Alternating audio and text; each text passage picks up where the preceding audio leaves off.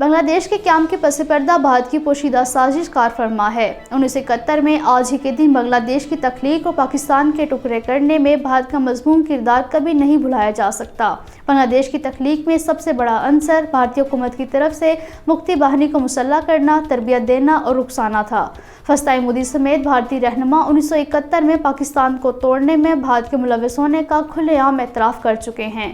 مودی حکومت بنگلہ دیش کے قیام سے متعلق من گھڑت کہانیوں کے ذریعے آج بھی بنگلہ دیشی عوام کے ذہنوں اور دلوں میں پاکستان کے لیے نفرت کو ہوا دے رہی ہے۔ بنگال کے رہنماؤں کی تحریک پاکستان میں اہم اور غیر معمولی شراکت رہی ہے اور آل انڈیا مسلم لیگ جس نے پاکستان کے قیام کی حمایت کی، خود ڈھاکہ میں 1906 میں قائم ہوئی۔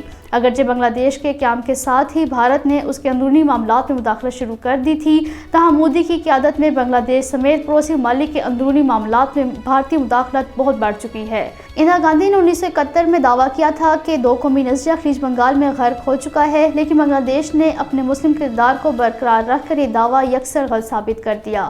بھارتی قیادت نے پاکستان کے قیام کو بھی آج تک قبول نہیں کیا، تاہم بنگلہ دیش اور پاکستان کے نئے تعلقات کے آغاز کے ذریعے بھارتی تصرف پسندانہ عزائم کو شکست دی جا سکتی ہے۔ مقبوضہ جموں کشمیر کے راجوری ضلع میں بھارتی فوج کی فائرنگ سے 2 شہری ہلاک اور 1 زخمی ہو گیا۔ مرنے والوں کی پہچان کمل کشور اور سریندر کمار ساکنان پھولانا راجوری کے طور پر کی گئی ہے۔ دونوں بھارتی فوج کے ساتھ پورٹر کے طور پر کام کر رہے تھے۔ مقامی لوگوں نے واقعے کی تحقیقات کے لیے فوجی کیمپ کے باہر زبردست احتجاج کیا۔ کینیڈا کی رکن پارلیمنٹ ہیدر میک فیرسن نے اپنی حکومت سے کہا ہے کہ مقبوضہ جموں کشمیر میں منعقد ہونے والی تقریبات کا بائیکاٹ کرے، کیونکہ بھارت اقلیتوں کے خلاف امتیازی قوانین، نسلی تطہیر، ظلم و ستم اور انسانی حقوق کی پامالیوں کے باوجود G20 کی صدارت کر رہا ہے۔ بھارتی شہر بھوپال میں مودی انتظامیہ نے مسلمانوں کی کالونی منہدم کر کے 1000 سے زائد مسلمان خاندانوں کو کھلے آسمان تلے زندگی گزارنے پر مجبور کر دیا ہے۔